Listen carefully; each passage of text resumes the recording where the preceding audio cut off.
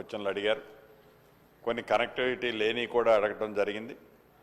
వారు ఏవైతే అడిగారో ఏదైతే మాట్లాడారో అవన్నీ కూడా నగ్న సత్యాలు, యథార్థం.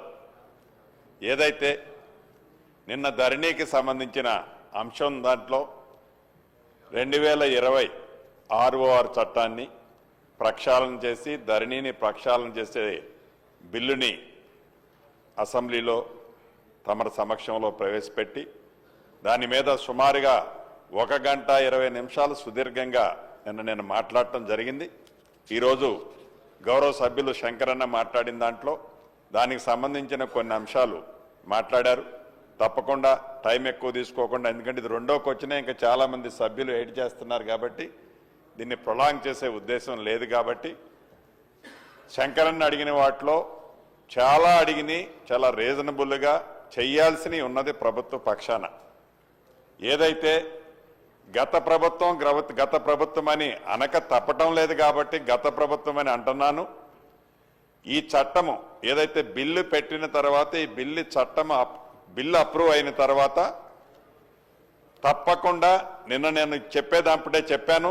నేను కానీ గౌరవ ముఖ్యమంత్రి గారు కానీ నా చాచార మంత్రులు కానీ ఈ సభలో ఉండే సభ్యులందరం ఈ రెవెన్యూ వ్యవస్థ ఏదైతే అస్తవ్యస్తంగా జరిగిందో గతంలో దాన్ని సరిదిద్దే దాంట్లో భాగంగా ఈ సభలో ఉన్న మన అందరి మీద బాధ్యత ఉంది.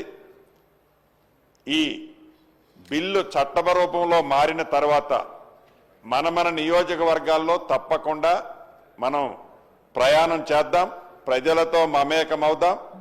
ప్రభుత్వం దగ్గరికి అంటే హైదరాబాద్కి వాళ్ళు వచ్చే పరిస్థితి రాదు. అదే రకంగా పవర్స్ అన్నిటిని కూడా డీసెంట్రలైజేషన్ చేయటం జరిగింది.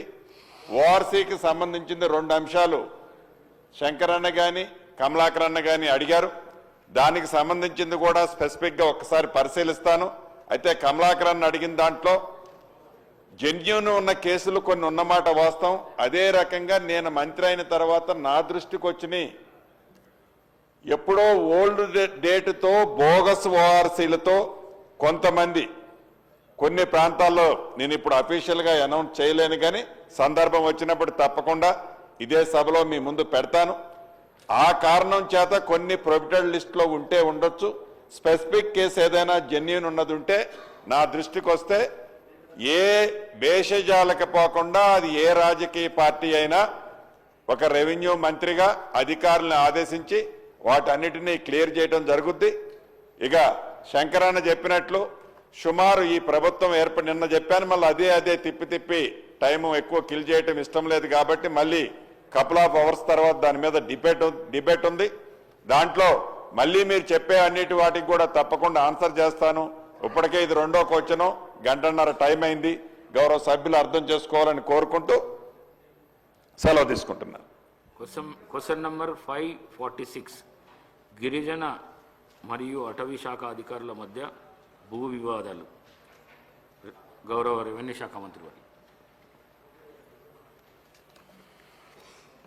గౌరవ అధ్యక్ష, తమ ద్వారా గౌరవ సభ్యులకి ఏకి సర్వే కోసం ఎటువంటి ప్రతిపాదన మా దగ్గర లేదండి. బికి